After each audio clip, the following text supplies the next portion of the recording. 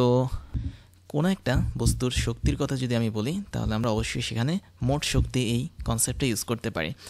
আর কোনো একটা বস্তু যখন গতিশীল থাকে বা স্থির অবস্থায় থাকে তার মধ্যে মোট শক্তি বলতে আমরা দুটো শক্তিকে বুঝি, একটা হচ্ছে তার বিভব শক্তি আরেকটা হচ্ছে তার গতিশক্তি। তো এখন আমরা যদি একটা স্যাটেলাইটকে আগের মতোই দেখি তাহলে এখানে দেখতে পাচ্ছ যে পৃথিবীর কেন্দ্র থেকে তার দূরত্বটা হচ্ছে মোটামুটি আর, এবং পৃথিবীর সারফেস থেকে স্যাটেলাইটের দূরত্বকে ধরানো এইচ। তার মানে এই জায়গাটাতে, আচ্ছা আমি একটু মুছে আবার লিখছি। তো পৃথিবীর সারফেস থেকে স্যাটেলাইটের যে দূরত্ব এটাকে তুমি এইচ ধরো, এবং টোটাল পৃথিবীর সারফেস থেকে, নট সারফেস আসলে, কেন্দ্র থেকে স্যাটেলাইটের যে দূরত্বটা সেটাকে তুমি যদি আর ধরো তাহলে আর এর মানটা কত হবে? অবশ্যই পৃথিবীর ব্যাসার্ধ প্লাস হচ্ছে স্যাটেলাইটটা যতটুকু উচ্চতা আছে সেটা। তো এখন তুমি যদি এই স্যাটেলাইটের মধ্যে দুটো শক্তি বের করতে চাও, দ্যাট মিনস স্যাটেলাইটের মধ্যে তো দুটো শক্তি কাজ করে, একটা হচ্ছে বিভব শক্তি আর একটা হচ্ছে গতিশক্তি, এবং এই দুটো শক্তি নিয়েই কিন্তু মোট শক্তি হিসেবে কাজ করে স্যাটেলাইটটা। তাহলে তুমি এটাকে কিভাবে বের করবা? এটা বের করার জন্য আমাদের তাহলে দুটো জিনিস লাগবে। তো এই স্যাটেলাইটের মধ্যে প্রথম যে শক্তিটা কাজ করে সেটা হচ্ছে পটেনশিয়াল এনার্জি বা বিভব শক্তি, এবং আরেকটা জিনিস কাজ করে সেটা হচ্ছে কাইনেটিক এনার্জি বা গতিশক্তি। তো এখন পটেনশিয়াল এনার্জি বের করা কিন্তু তেমন একটা কঠিন না, কেননা তোমরা মহাকর্ষীয় বিভবে কিন্তু পড়েছো যে পটেনশিয়াল এনার্জি বের করার একটা সূত্র আছে। সূত্রটা হচ্ছে কি, আমি যদি ইউ ইজ ইকুয়াল টু করে একটা বিভব শক্তি বা পটেনশিয়াল এনার্জি রেখি তাহলে সেটা হচ্ছে দুটো বস্তুর ভরকে আগে লিখব, এবং দুটো বস্তুর মধ্যে একটা হচ্ছে পৃথিবী, তার মানে পৃথিবীর ভর হচ্ছে এম, আর একটা হচ্ছে স্যাটেলাইট, স্যাটেলাইটের ভর হচ্ছে এম। তাহলে তুমি সিম্পলি সূত্রটা মনে রাখবে এভাবে যে দুটো বস্তু আছে তাদের মধ্যকার ভরকে আমি গুণ করব কার সাথে? গ্র্যাভিটেশনাল যেই কনস্ট্যান্টটা আছে জি তার সাথে। তারপর তাদেরকে আমি ভাগ করব কি দিয়ে? তাদের মধ্যবর্তী যে দূরত্বটা আছে সেটা দিয়ে, দ্যাট মিনস আর দিয়ে। এবং অবশ্যই কোনো একটা বস্তুর যদি আমি পৃথিবী থেকে বা পৃথিবীর সারফেস থেকে যদি একটা নির্দিষ্ট দূরত্বে নিয়ে যাই তাহলে তার বিভব শক্তিটা অবশ্যই নেগেটিভ হবে। তার মানে মহাশূন্য যেটা সেখানে কিন্তু বিভব শক্তি থাকে হচ্ছে শূন্য। দ্যাট মিনস তুমি যদি কোনো একটা বস্তুকে একদম মহাশূন্যে নিয়ে যাও পৃথিবীর গ্র্যাভিটেশনাল ফিল্ডকে ছেড়ে দিয়ে, তখন তুমি তার বিভব শক্তি যেটা পাবে সেটা পাবে শূন্য। বাট পৃথিবী থেকে তুমি যখন কোনো একটা বস্তুকে একটা নির্দিষ্ট উচ্চতায় উঠাবে তখন তার বিভব শক্তির সূত্রটা হচ্ছে -gm ডিভাইড বাই আর। তো এখন আমরা কাইনেটিক এনার্জি পাবো, এবং কাইনেটিক এনার্জিটা আমরা এখানে লিখে ফেলি। সেটা হচ্ছে হাফ এম হচ্ছে স্যাটেলাইটের ভর, এবং ভি স্কোয়ার, ভিটা হচ্ছে কি স্যাটেলাইটের বেগ, এবং স্যাটেলাইটের বেগকে আমরা ভিনট ধরেছিলাম, তো ভিনট স্কোয়ার এখানে দিতে পারি। তাহলে এই ইউটাই বেসিক্যালি আমাদের পটেনশিয়াল এনার্জি বা বিভব শক্তি হিসেবে কাজ করবে। তাহলে স্যাটেলাইটের জন্য মোট এনার্জি হবে -gm ডিভাইড বাই হচ্ছে আর, প্লাস হচ্ছে kinetic energy half m v naught square. এখন এখান থেকে আমরা আরও কিছু জিনিস বের করতে পারি। ভি নট মানে কী ছিল? ভি নট মানে ছিল হচ্ছে স্যাটেলাইটের স্পিড, এবং স্যাটেলাইটের বেগ বা স্পিডের একটা সূত্র ছিল v naught is equal to GM divide by satellite এবং পৃথিবীর কেন্দ্রের মধ্যবর্তী দূরত্ব, দ্যাট মিনস আর। এবং আমরা কিন্তু এখানে আসলে বড় হাতের আরটাকে ইউজ করছি না, কারণ স্যাটেলাইটটা এখন একটা নির্দিষ্ট ডিস্টেন্স আছে পৃথিবীর সারফেসের সাপেক্ষে, তাই আমরা এক্ষেত্রে এইচটাকে কাউন্ট করব। তো আমরা এখন মানগুলো বসিয়ে দিই। GM এটা ছিল আমাদের স্যাটেলাইটের বিভব শক্তি ডিভাইড বাই আর, প্লাস হচ্ছে আমরা হাফ এম ভি নটের জায়গায় আমি বসাবো স্যাটেলাইটের যে মানে স্পিডটা ছিল তার সূত্র, that means √GM divide by R whole square. তো এখন এই সূত্রটা যদি আমি সলভ করি, GMM divide by R plus half m √ উঠে যাবে, GM ডিভাইড বাই আর চলে আসবে। তো একটু খেয়াল করে দেখো তো, এটাকে আমি যদি একটু সাজিয়ে রেখি, -GMM divide by R plus হচ্ছে GMM divide by R into 1/2। তাহলে আমরা এই জিনিসটা কিন্তু এভাবে লিখতে পারি। এবং এটা আসলে কি? এটা আসলে TE বা টোটাল এনার্জি অফ স্যাটেলাইট। তার মানে আমরা স্যাটেলাইটের মোট শক্তি বা টোটাল এনার্জি কিন্তু এখান থেকে বের করছি। তো টোটাল এনার্জি মানে হচ্ছে বিভব শক্তি প্লাস গতিশক্তি কোনো একটা নির্দিষ্ট অঞ্চলে, এবং এটাকে তুমি যদি হিসাব করো তাহলে তুমি দেখতে পাবে, দেখো তো এই রাশি আর এই রাশি কিন্তু সেম, এই টোটালটা আর এই টোটালটা কিন্তু একই রকম। তার মানে আমি একটা টোটাল জিনিসকে বিয়োগ করছি ওই টোটাল জিনিসের অর্ধেকটা দ্বারা। দ্যাট মিনস তুমি যদি এটাকে এ ধরো আর এটাকে যদি এ ধরো, তার মানে বিষয়টা এরকম, -a প্লাস হাফ ইন্টু এ, তার মানে a/2। তাহলে এটা কি হবে? a/2ই হবে। মানে একটা এ থেকে যদি তুমি অর্ধেকটা এ বাদ দাও তাহলে a/2ই আসবে। তার মানে এখানে আমাদের অ্যান্সারটা আসবে কি? আচ্ছা, এখানে a/2 তো আসবে না, মাইনাস আসবে, যেহেতু আমরা বড়টা থেকে ছোটোটাকে বিয়োগ দিয়েছি, না ছোটোটা থেকে বড়টা থেকে বিয়োগ দিয়েছি। দ্যাট মিনস এটা হচ্ছে আমাদের ছোটোটা আর এটা হচ্ছে আমাদের বড়টা। তো আমরা এখানে ছোটো থেকে বড়কে বিয়োগ দিয়েছি বলে মাইনাস a/2 এসেছে। তাহলে এখানে সেম আসবে মাইনাস অর্ধেকটা ইন্টু g(m)(m) ডিভাইড বাই আর, এবং তুমি সরাসরি লিখতে পারো minus g(m)(m) divide by 2r। তাহলে এটা আমরা যেটা পেলাম সেটা হচ্ছে টোটাল এনার্জি অফ স্যাটেলাইট।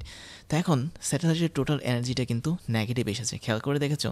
তার মানে স্যাটেলাইটটা যখন একটা নির্দিষ্ট বদ্ধ পথ ধরে চলে তখন তার এনার্জিটা কিন্তু নেগেটিভ হিসেবে কাউন্ট করা হয়।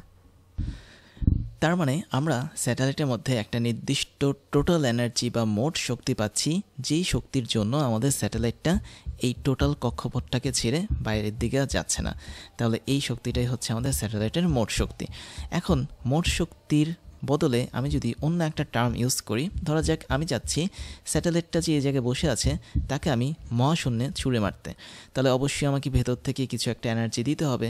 মানে আমার ভেতরে আমি একটা শক্তি সঞ্চয় করব, তারপরে আমি গিয়ে স্যাটেলাইটটাকে ধাক্কা দিব। কিন্তু আমি দেখতে পাচ্ছি স্যাটেলাইটটা এই টোটাল এনার্জিটাকে কাজে লাগিয়ে টোটাল বৃত্তাকার পথ বরাবর ঘুরছে, বা এই টোটাল সিস্টেমটা সে মেনটেন করছে। তার মানে আমাকে অবশ্যই এমন একটা এনার্জি দিতে হবে স্যাটেলাইটকে, বা এমন একটা শক্তি দিতে হবে যে শক্তির মান অবশ্যই এই মোট শক্তি বা টোটাল এনার্জির সমান হবে এবং বিপরীতমুখী হবে। কেননা টোটাল এনার্জি চাচ্ছে যে স্যাটেলাইটটা এই সিস্টেমের মধ্যে থাকুক বা এই পৃথিবীকে কেন্দ্র করে ঘুরুক, আর আমি চাচ্ছি স্যাটেলাইটটাকে ধাক্কা মেরে লাথি মেরে একদম মহাশূন্যে পাঠিয়ে দিতে। তো সেক্ষেত্রে আমাদের যে এনার্জিটা কাজ করবে সেটা অবশ্যই টোটাল এনার্জি এর সমান হবে, বাট টোটাল এনার্জি এর অপোজিট এনার্জি হবে। তার মানে টোটাল এনার্জি আমরা যেটা পেয়েছি মোট শক্তি সেটা ছিল হচ্ছে মাইনাস, বাট আমরা যে শক্তিটা এখন দিব স্যাটেলাইটকে বের করে দেওয়ার জন্য এই কক্ষপথ থেকে, সেটাকে অবশ্যই প্লাস হতে হবে, এবং এই এনার্জিটাকে বলা হয় বন্ধন শক্তি স্যাটেলাইটের বা বাইন্ডিং এনার্জি। তাহলে বাইন্ডিং এনার্জি বা বন্ধন শক্তি বলতে বোঝায় মিনিমাম যে পরিমাণ শক্তি আমি কোনো একটা স্যাটেলাইটের উপর অ্যাপ্লাই করলে ওই স্যাটেলাইটটা টোটাল মহাশূন্যে চলে যাবে। টোটাল মানে হচ্ছে ওই স্যাটেলাইটটা আমাদের এই সিস্টেম আর কাজ করবে না, সে হচ্ছে ছেড়ে চলে যাবে এই সিস্টেমটাকে। সেটাই হচ্ছে বন্ধন শক্তি স্যাটেলাইটের বা বাইন্ডিং এনার্জি। এবং বাইন্ডিং এনার্জি যেহেতু হচ্ছে আমাদের টোটাল এনার্জির বিপরীতমুখী, তাই এর মানটা হবে plus g(m)(m) divide by 2r। তাহলে স্যাটেলাইটকে টোটাল সিস্টেমে আবদ্ধ করে রাখা হচ্ছে মোট এনার্জি, এবং সেটা হচ্ছে নেগেটিভ, বাট যেই পরিমাণ এনার্জি দিলে বা শক্তি দিলে স্যাটেলাইটটা এই সিস্টেম ছেড়ে চলে যাবে মহাশূন্যে, সেটা হচ্ছে তার বন্ধন শক্তি বা বাইন্ডিং এনার্জি। এখন একটা মজার কোইন্সিডেন্ট খেয়াল করো, আমরা যে বাইন্ডিং এনার্জিটা বের করেছি এই বাইন্ডিং এনার্জিটা কিন্তু আরেক জায়গায় আছে। তোমরা যদি একটু লক্ষ্য করে দেখো, আমরা কিন্তু এখানে ½mv0² বের করেছিলাম স্যাটেলাইটের গতিশক্তি হিসেবে, এবং এই গতিশক্তিটাকে আমি যখন প্রতিপাদন করতেছিলাম তখন কিন্তু এই জায়গাটাতে খেয়াল করে দেখো এই টোটালটা আমাদের চলে এসেছে কি g(m)(m) ডিভাইডেড বাই 2r। তার মানে তুমি ইচ্ছা করলে এটাকে এভাবে লিখতে পারো g(m)(m) ডিভাইডেড বাই 2r। দেখো তো এটা কি আসলে স্যাটেলাইটের কাইনেটিক এনার্জি বা গতিশক্তি, আর গতিশক্তিতে কিন্তু আলটিমেটলি আমাদের বাইন্ডিং এনার্জির মতো হয়ে গেছে। তার মানে এটা যে এমনি এমনি হয়েছে তা না, এটা আসলে একটা কোইন্সিডেন্স বলতে পারো। তাহলে কোনো একটা স্যাটেলাইটের জন্য তার বন্ধন শক্তি বা বাইন্ডিং এনার্জি যা, সেই স্যাটেলাইটের কাইনেটিক এনার্জি বা গতিশক্তি হচ্ছে তা। তার মানে আমি যদি মোটামুটি স্যাটেলাইটটাকে এই গতিশক্তি পরিমাণ শক্তি বিপরীত দিকে অ্যাপ্লাই করি, তাহলে সে আমাদের এই টোটাল সিস্টেমটাকে ছেড়ে মহাশূন্যে চলে যাবে। তাহলে চলো আমরা এবার কিছু কম্প্যারিজন দেখি। কম্প্যারিজন মানে হচ্ছে আগের স্লাইডটা আর কি নতুনভাবে দেখাচ্ছি। তো আমরা এখানে কী কী পাচ্ছি, আমরা অনেকগুলো সূত্র পাচ্ছি, এবং প্রত্যেকটা সূত্রকে আমরা এখন কম্পেয়ার করব। আমরা ফার্স্ট সূত্র পেয়েছি কি স্যাটেলাইটের কাইনেটিক এনার্জি, যেটা তুমি দেখতে পাচ্ছ কত ছিল, g(m)(m) ডিভাইড বাই হচ্ছে 2r, এবং r বলতে কিন্তু আমরা পৃথিবী থেকে স্যাটেলাইটের যে দূরত্বটা, মানে কেন্দ্র থেকে কেন্দ্রের দূরত্ব, সেটা হিসেবে নিব। এবং আমরা এরপরে দেখতে পেয়েছি স্যাটেলাইটের বাইন্ডিং এনার্জি বা বিই, এবং বন্ধন শক্তির মানও কিন্তু আমরা পেয়েছি একই রকম, দ্যাট মিনস কাইনেটিক এনার্জির মতোই, যেটা হচ্ছে g(m)(m) ডিভাইড বাই 2r। এবং তোমরা যদি আগের স্লাইডের দিকে তাকাও, তাহলে আমরা যে টোটাল এনার্জিটা পাচ্ছি সেটা কত হচ্ছে, সেটা হচ্ছে আমাদের GMM/2R। তো সেটা আমরা এখানে দেখতে পারি, এটা হচ্ছে আমাদের total energy is equal minus GMM/2R। এবং আরেকটা জিনিস পেয়েছিলাম, সেটা হচ্ছে আমাদের এখানে পটেনশিয়াল এনার্জি বা বিভব শক্তি, সেটা হচ্ছে মাইনাস GMM/ শুধু R।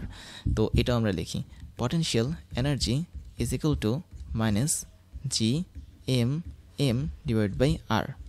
আচ্ছা, আমি এখানে 2 দিলাম কেন, এটা R হবে। তো তাই যদি হয় তাহলে এদের মধ্যে কিন্তু একটা সুন্দর সম্পর্ক লক্ষ্য করতে পারছো। কেননা প্রত্যেকটা পার্টের মধ্যে কিন্তু একটা করে বিষয় কমন আছে। সেই বিষয়টা হচ্ছে কি 2GM, নট 2GM, আসলে GMM/R। এই বিষয়টা কিন্তু কমন। আমি একটু তোমাদেরকে দেখিয়ে দিই কোন বিষয়টা কমন। তুমি যদি এখান থেকে প্রত্যেকটা থেকে GMM/R-কে একটা কমন প্যারামিটার ধরো, দ্যাট মিনস এক্স ধরো, তাহলে আমাদের কাইনেটিক এনার্জি যেটা সেটা কত আসবে? কাইনেটিক এনার্জি আসবে হচ্ছে আমাদের টোটাল যেহেতু এক্স, তার মানে এটা আসবে হচ্ছে x/2। বাইন্ডিং এনার্জি যেটা সেটাও আসবে আমাদের x/2। এবং এখানে টোটাল এনার্জি যেটা সেটা আসবে কত? টোটাল এনার্জি আসার কথা আমাদের এখানে মাইনাস x/2 আসবে। আর এই টোটালটা আসবে কি আমাদের মাইনাস এক্স হিসেবে আসবে। তাহলে আমি যদি সবগুলোর মধ্যে একটা সম্পর্ক তৈরি করি, তাহলে এই সম্পর্কটা কেমন হবে? সম্পর্কটা অনেকটা এমন হবে যে কীভাবে তৈরি করি। আচ্ছা, আমি একটাকে রেফারেন্স ধরি। আমার মতে আমি এখান থেকে কাকে রেফারেন্স ধরবো? আমি পটেনশিয়াল এনার্জিটাকে রেফারেন্স ধরি, যেহেতু ওর মানটা বড়। তো আমি ওকে রেফারেন্স ধরলাম, দ্যাট মিনস মাইনাস এক্স।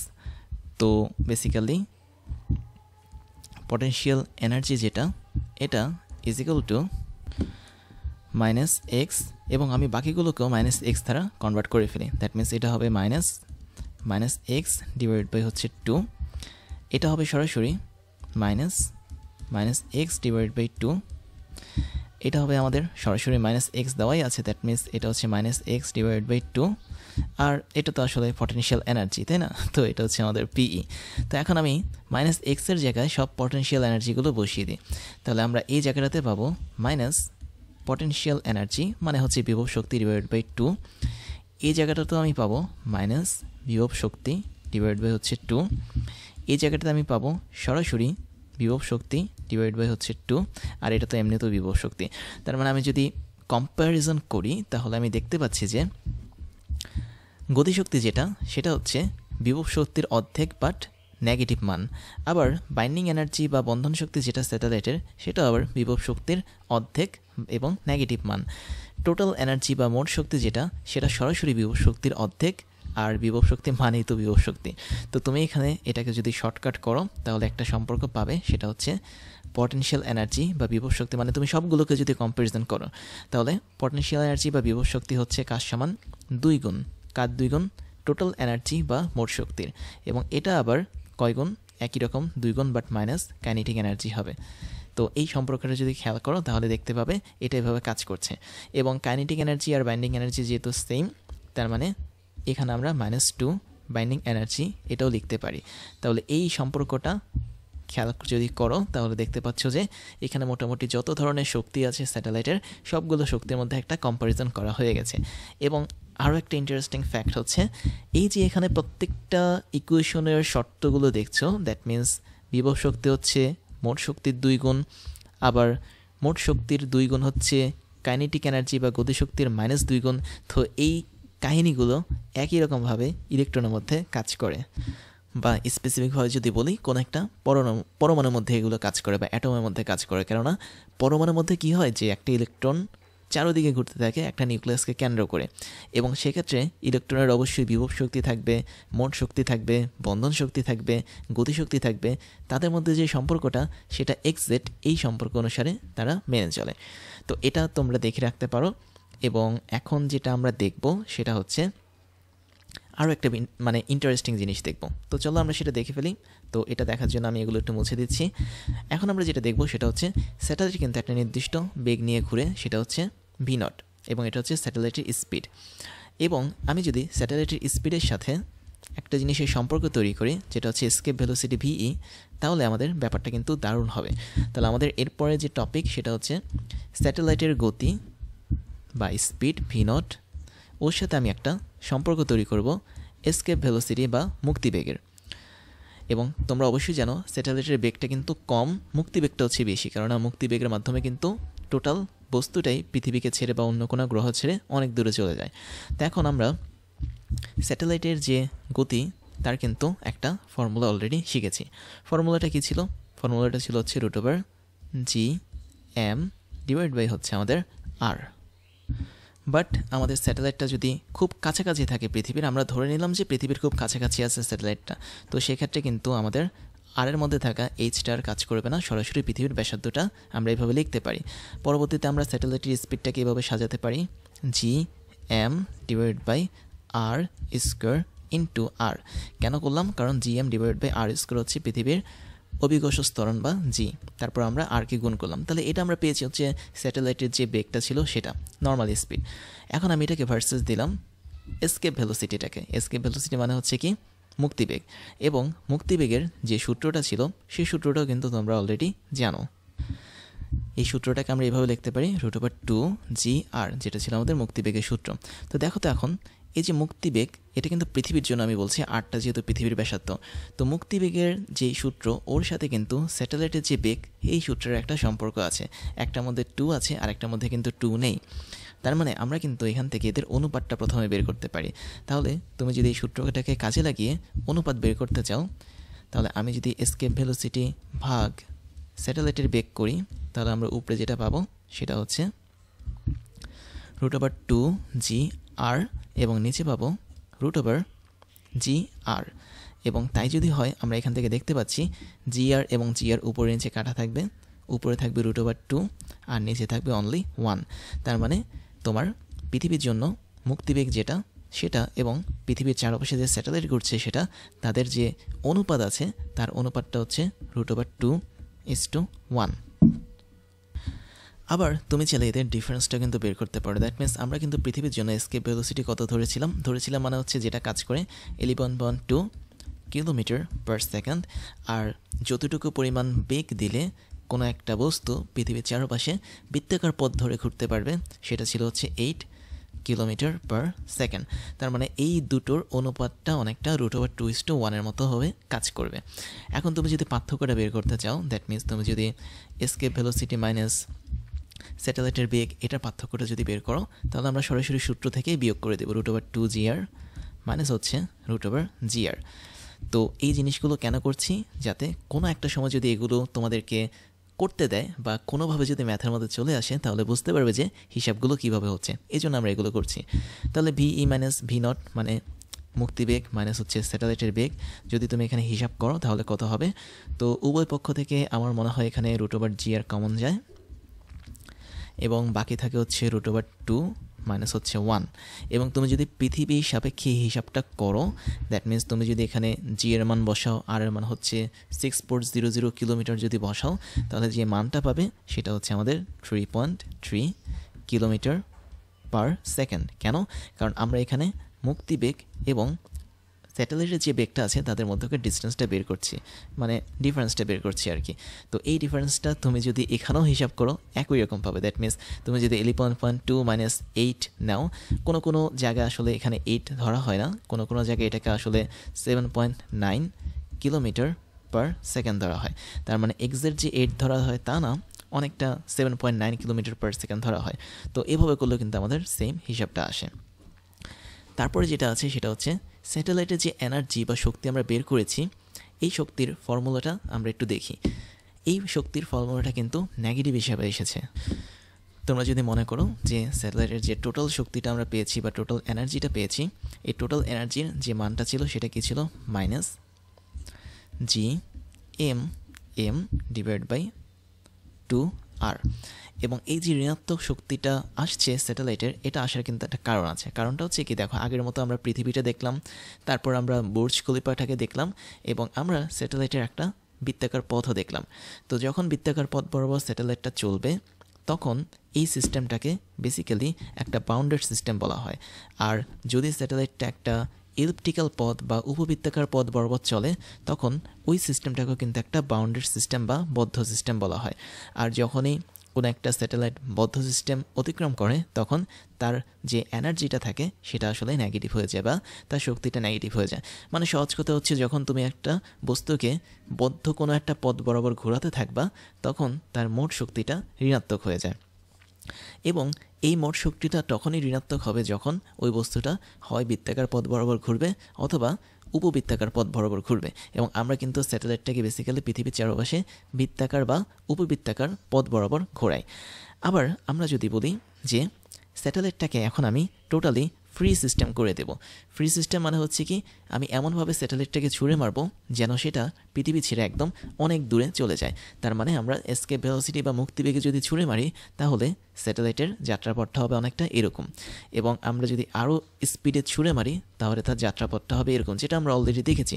তার মানে এই পথটা হচ্ছে আমাদের প্যারাবোলা বা পরাবৃত্তের মতো, আর এই পথটা হচ্ছে আমাদের হাইপারবোলা বা অধিবৃত্তের মতো।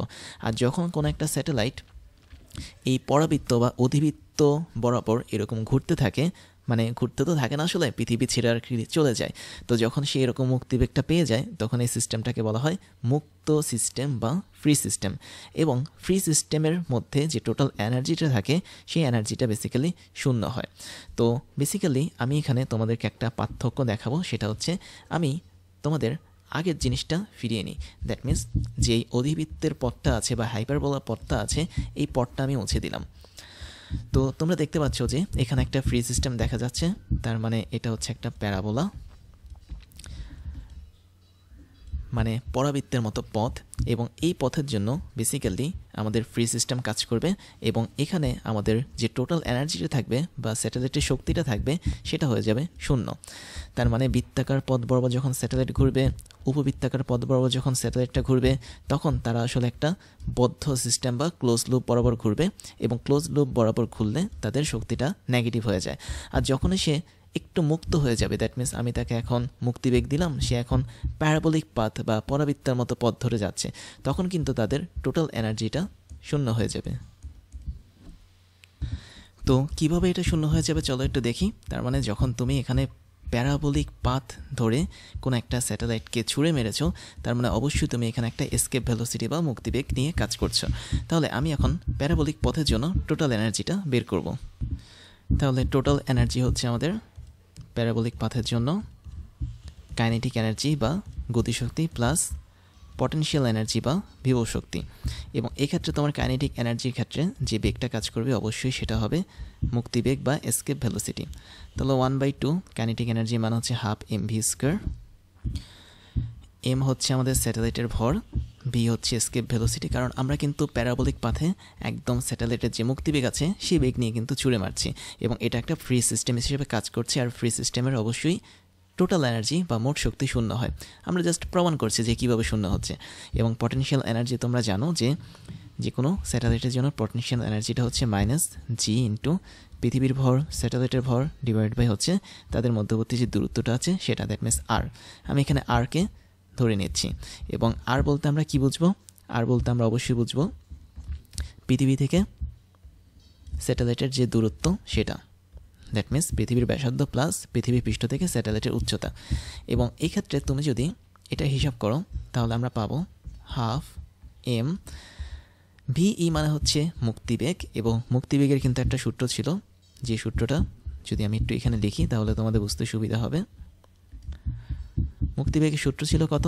ভিই is equal to √2gm divide by r ছিল। যদি আমাদের আরের ব্যাপারটা বলি তাহলে এই আরটা হচ্ছে সেই দূরত্ব যেটা পৃথিবী থেকে ওই বস্তু পর্যন্ত কাজ করে। এখন তোমাদের আরেকটা কনফিউশন হতে পারে যে আমরা দুই জায়গায় দুইটা আর কেন ইউজ করবো, তাই না? সেই কনফিউশন দূর করার জন্য আমি এই দুইটা আরকে পৃথিবীর ব্যাসার্ধ হিসেবে ধরি, যাতে তোমরা বুঝতে পারো যে এই স্যাটেলাইটটা পৃথিবীর খুব কাছে আছে। যদি কাছে থাকে অবশ্যই পৃথিবীর ব্যাসার্ধটাই এখানে আর হিসেবে কাজ করবে। তো আমরা এটাকে যদি বর্গ করি ভিইকে, তাহলে আমরা পাবো টোটালি 2gm ডিভাইড বাই হচ্ছে আর, আর এখানে মাইনাস থাকবে, আর এই জায়গাটা আসবে হচ্ছে আমাদের gm ডিভাইড বাই হচ্ছে আর। এখন দেখো তো এখান থেকে 2 কাটা, এই 2 কাটা, এবং প্রথম অংশের মান কি? gm ডিভাইড বাই আর। দ্বিতীয় অংশের মান কি? অবশ্যই gm এম ডিভাইড বাই হচ্ছে আর। তাই যদি থাকে তাহলে আমরা ফাইনালি যেটা পাচ্ছি সেটা কিন্তু 0 পাচ্ছি। তার মানে যখন তুমি কোনো একটা স্যাটেলাইটকে পরাবৃত্ত পথে বা প্যারাবলিক পথে ছুড়ে দিবে কোনো একটা নির্দিষ্ট উচ্চতা থেকে, তখন তার মোট যে শক্তিটা থাকবে সেটা কিন্তু শূন্য হয়ে যাবে। এবং এই সিস্টেমটা হচ্ছে টোটালি মুক্ত সিস্টেম বা ফ্রি সিস্টেম, যেখানে এসকেপ ভেলোসিটি বা মুক্তিবেগ দিয়ে কোনো একটা স্যাটেলাইটকে ছুঁড়ে মারা হয়। তাহলে আমরা দুটো কেস পেলাম। একটা হচ্ছে স্যাটেলাইটের শক্তি তখনই ঋণাত্মক হবে যখন স্যাটেলাইটটা বৃত্তাকার পথে বা হচ্ছে উপবৃত্তাকার পথে পৃথিবীর চারপাশে বদ্ধ লুপ অনুসারে চলবে। আর যখন স্যাটেলাইটটাকে আমি মুক্ত করে দিব বা প্যারাবলিক পথে আমরা থ্রো করব, তখন তার যে টোটাল এনার্জি বা মোট শক্তি সেটা কিন্তু ধনাত্মক, মানে ধনাত্মক না, এটা হচ্ছে 0 হয়ে যাবে। এবং ফাইনাল আরেকটা কেস আছে যেটা আমি একটু আগে মুছে দিয়েছি, সেটা হচ্ছে এটা। দ্যাট মিনস তুমি যদি এখন মুক্তি বেগের চেয়েও আরও বেশি পরিমাণ বেগে, দ্যাট মিনস গ্রেটার দেন ভিই বেগে যদি মেরে ফেলো মানে হচ্ছে থ্রোও যদি করো স্যাটেলাইটকে, তাহলে কিন্তু ওই স্যাটেলাইটটা অধিবৃত্তাকার পথ বা হাইপারবোলিক পাথ অনুসারে চলবে। এবং এই হাইপারবোলিক পাথ অনুসারে যখন চলবে, তখন স্যাটেলাইটের টোটাল যে সিস্টেমটা থাকবে, এই সিস্টেমের যে মোট শক্তি সেটা কেবলমাত্র তখন ধনাত্মক হয়ে যাবে। কীভাবে ধনাত্মক হবে এটা আর আমি দেখাচ্ছি না, বিশাল হিসাব। জাস্ট এতটুকু মনে রাখো, যখন স্যাটেলাইট বদ্ধ পথ অনুসারে চলে, সার্কুলার বা হচ্ছে ইলিপ্টিক্যাল পাথ বা বলা যায় বৃত্তাকার বা উপবৃত্তাকার পথ অনুসারে চলে, তখন তার এনার্জি বা মোট শক্তিটা থাকে হচ্ছে নেগেটিভ। যখন সে জাস্ট মুক্তিবেগটা পেল, দ্যাট মিন্স পরাবৃত্ত পথ অনুসারে চললো, তখন সে ফ্রি সিস্টেমে চলে যায় এবং তখন তার মোট এনার্জি বা মোট শক্তিটা হয়ে যায় শূন্য, যেটা আমরা এইমাত্র বের করলাম। আর ফাইনাল কেস হচ্ছে যখন আমি মুক্তিবেগের চেয়েও বড় বেগ দিয়ে তাকে থ্রো করব বা ছুঁড়ে মারব, তখন তার টোটাল সিস্টেমটা আসলে মুক্ত বা স্বাধীন সিস্টেম হয়ে যাবে বা ফ্রি সিস্টেম হয়ে যাবে, এবং তার টোটাল যে এনার্জিটা থাকবে সেটা হয়ে যাবে ধনাত্মক বা পজিটিভ। এবার আমরা স্যাটেলাইটের যে শক্তিগুলো আছে এই শক্তিগুলোর গ্রাফটা দেখে ফেলি।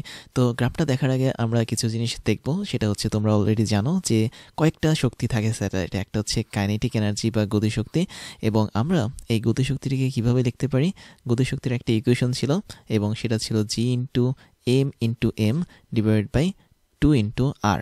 এটা আমরা কিন্তু অলরেডি জানি। তো এটা হচ্ছে আমাদের গতিশক্তির একটা সূত্র। তারপর স্যাটেলাইটের আরেকটা শক্তি ছিল, সেটা হচ্ছে টোটাল এনার্জি বা মোট শক্তি।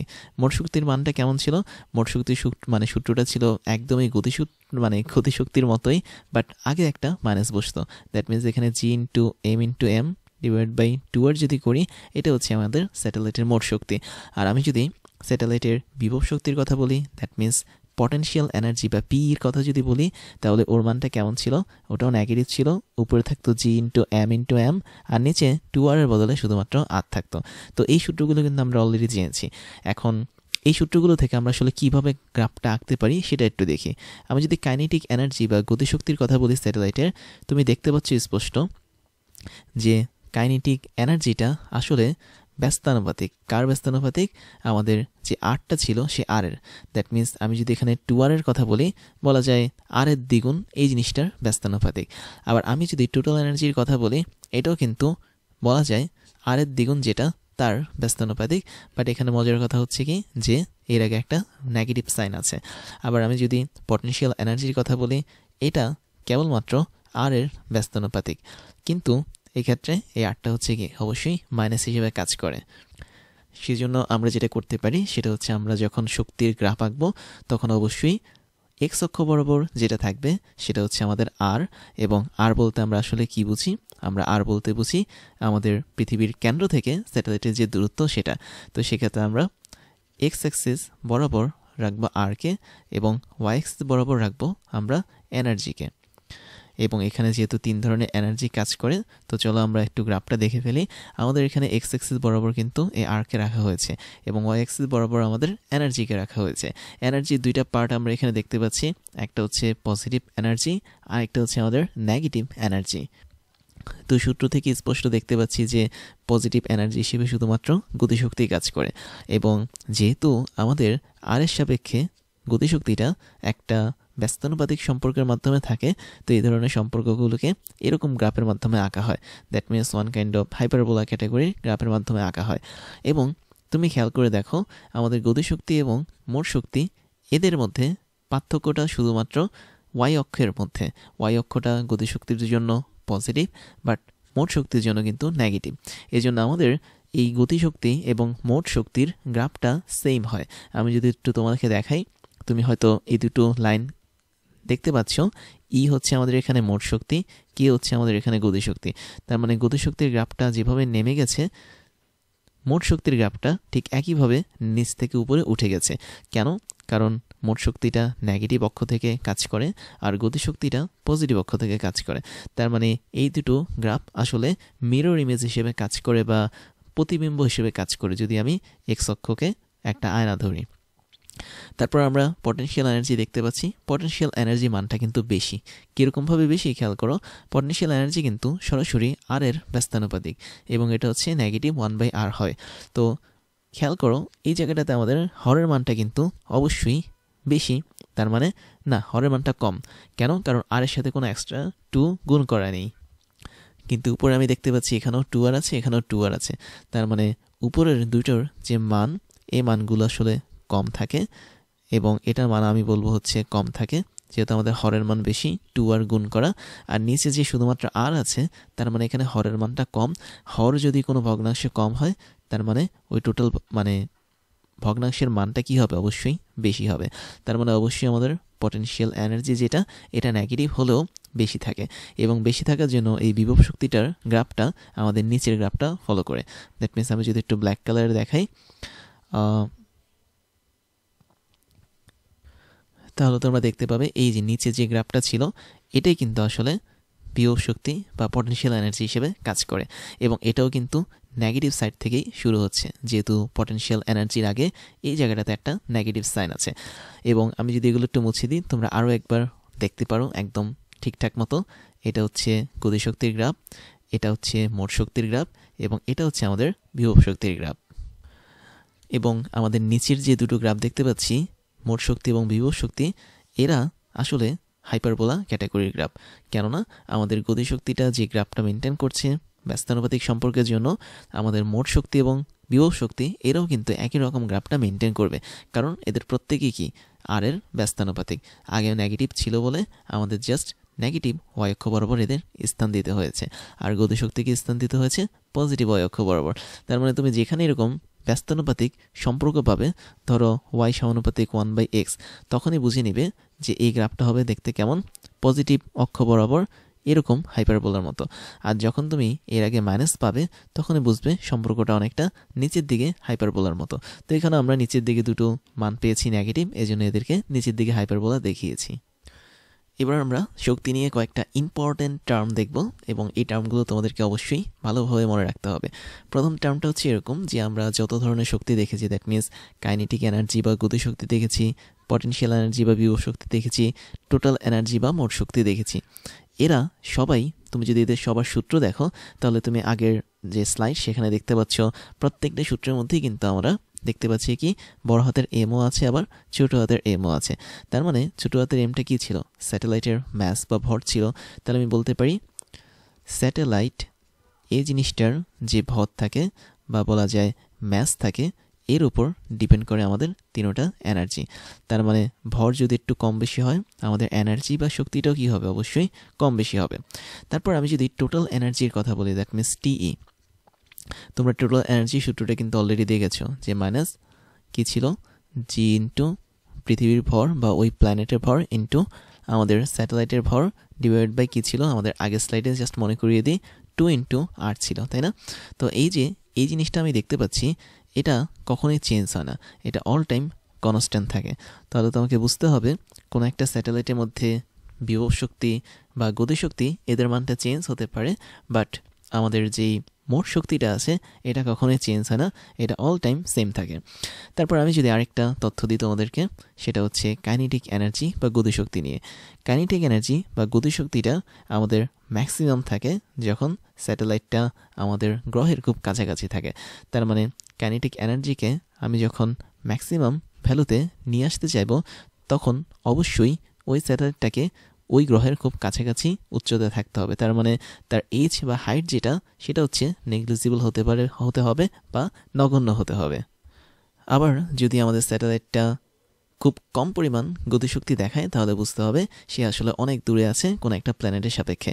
দ্যাট মিনস আমি যদি কাইনেটিক এনার্জিটাকে মিনিমাম ধরি তখন বুঝতে হবে স্যাটেলাইটটা অনেক উপরে আছে বা অনেক উচ্চতাতে আছে। তখন আমাদের এইচ যেটা বা উচ্চতা যেটা বা হাইট যেটা এটার মানটা বেড়ে যাবে।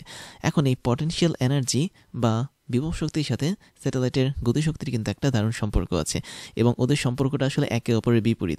তার মানে আমি এভাবে বলতে পারি যে কাইনেটিক এনার্জি বা স্যাটেলাইটের গতিশক্তি আমি যদি বাড়াই, আমাদের স্যাটেলাইটের পটেনশিয়াল এনার্জি বা বিভব শক্তি এটা কিন্তু কমবে। আবার আমি যদি কাইনেটিক এনার্জি বা গতিশক্তি কমাই, তাহলে স্যাটেলাইটের পটেনশিয়াল এনার্জি বা বিভব শক্তিটা বাড়বে। এজন্য আমি যদি বলি একটা সিনারিও, সেটা হচ্ছে ধরো তুমি একটা গ্রহের চারপাশে কোনো একটা স্যাটেলাইটকে চালাচ্ছ। তো এখন স্যাটেলাইটটা দুইটা অরবিট নিয়ে চলছে। ধরো একটা অরবিট হচ্ছে ওই গ্রহটার খুব কাছাকাছি জায়গা এবং আরেকটা হচ্ছে আমাদের গ্রহ থেকে মোটামুটি অনেক দূরে ওই অরবিটটা আছে। তো এখন গ্রহ থেকে যখন অনেক দূরে আমাদের স্যাটেলাইটটা থাকবে, তখন অবশ্যই তার গতিশক্তিটা কী হবে? কম হবে। তার মানে এখানে কাইনেটিক এনার্জিটা অবশ্যই কী হবে? ড্রপ করবে বা কমে যাবে। কিন্তু ওই জায়গাটাতে আমাদের স্যাটেলাইটের পটেনশিয়াল এনার্জি বা বিভব শক্তি যেটা, এটা কিন্তু অনেক বেশি থাকবে। আবার আমি যদি এই অরবিট থেকে নামিয়ে স্যাটেলাইটটাকে পৃথিবীর খুব কাছে নিয়ে আসি, তখন কিন্তু আমাদের কাইনেটিক এনার্জি যেটা ছিল তার মানটা আবার বেড়ে যাবে। উল্টোভাবে স্যাটেলাইটের যে বিভব শক্তি ছিল বা পটেনশিয়াল এনার্জি, সেটা কিন্তু আবার কমে যাবে।